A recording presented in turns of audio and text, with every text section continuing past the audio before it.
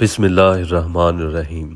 بہت سارے مسلمان بالخصوص نوجوان نسل یہ نہیں جانتی کہ شریعت ہوتی کیا ہے، شریعت اور طریقت میں کیا فرق ہے، اور جنہیں کچھ معلوم ہے ان میں سے کئی ایسے ہیں جو اس حقیقت سے لا علم ہیں کہ شریعت اور طریقت دو طرح کی ہے، یعنی دو حصوں میں تقسیم ہے، جس کے ایک حصے کو ظاہر کر دیا گیا اور دوسرے حصے کو پوشیدہ رکھا گیا۔ یہ ہمارے ایمان کی بنیادی تعلیم ہے جس کا حاصل ہونا سب کے لیے سب سے زیادہ ضروری ہے۔ ابھی وضاحت جاری ہے، اسے توجہ سے سمجھیں، اور اگر آپ بڑے دل والے ہیں تو اس آگہی ٹی وی کو سبسکرائب کر لیں، اس سے آپ کو فائدہ ضرور ہوگا انشاءاللہ۔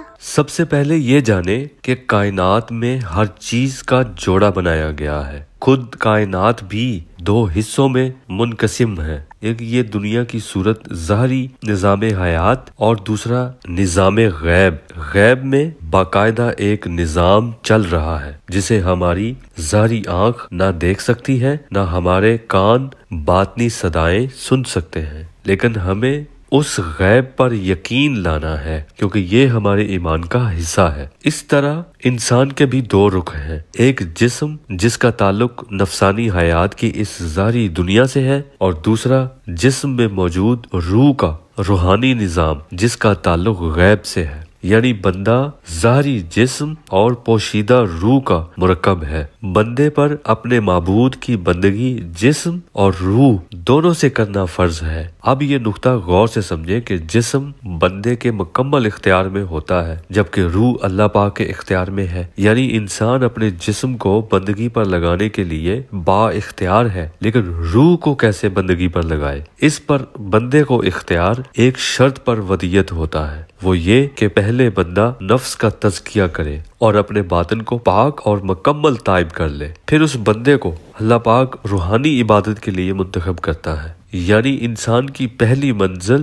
نفس کی درستگی ہے اور انسانی نفس کا تعلق ظاہری دنیا سے ہے، اس لیے قرآن مبین کی صورت اس نفس کی درستگی کے لیے ظاہری شریعت نازل کی گئی، اور سنت اور حدیث کی صورت اس شریعت کا طریقہ کار یعنی طریقت سمجھا دی گئی۔ شریعت کا مطلب قانون سازی ہے، دین کا آئین یعنی دنیاوی زندگی جینے کے لیے اللہ پاک کا حکم نامہ۔ اب شریعت اور طریقت میں فرق یہ ہے کہ مثلاً قرآن میں نماز کا حکم ہے، وہ حکم شریعت ہے، اور نماز کی ادائیگی کب اور کیسے کرنی ہے وہ طریقہ کار طریقت کہلاتا ہے۔ اب آئیں باطنی یعنی پوشیدہ شریعت اور طریقت کی طرف۔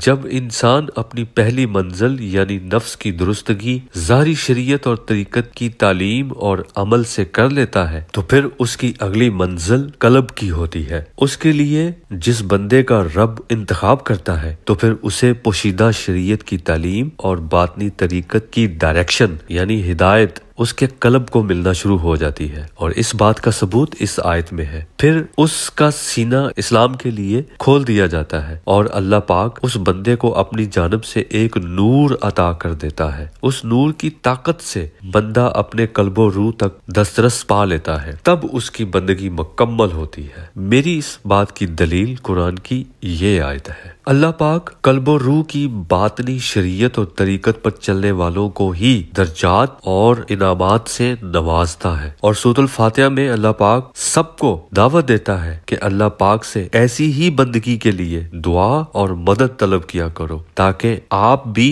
انعام یافتہ ہستیوں میں شامل ہو سکے۔ اب اگر آپ اس آیت کے مطابق ظاہری شریعت اور ظاہری طریقت پر کامل رہتے ہوئے مر جاتے ہیں یا قلب و روح کی باطنی طریقت اور شریعت کی تعلیم تک نہیں پہنچتے تو روز محشر آپ کو انعام یافتہ ہستیوں کا ساتھ نصیب ہو جائے گا۔ اب بھی اگر آپ کو ظاہری اور باطنی شریعت اور طریقت کے الگ الگ ہونے پر شک ہے تو ان آیات سے حقیقت کو سمجھ لیں۔ قرآن کا ایک حصہ ظاہر یعنی قرآن مبین کی صورت ظاہر ہے، اور دوسرا حصہ جس پر باطنی شریعت اور طریقت کی تعلیم ہے وہ حصہ غیب میں مکنون ہے، اسے صرف پاک لوگ ہی حاصل کر سکتے ہیں۔ امید ہے آپ ظاہری اور باطنی شریعت اور طریقت میں فرق سمجھ گئے ہوں گے۔ آگہی ٹی وی کے ویڈیوز کو لائک کریں، کمنٹس کریں، شیئر کریں۔ شکریہ۔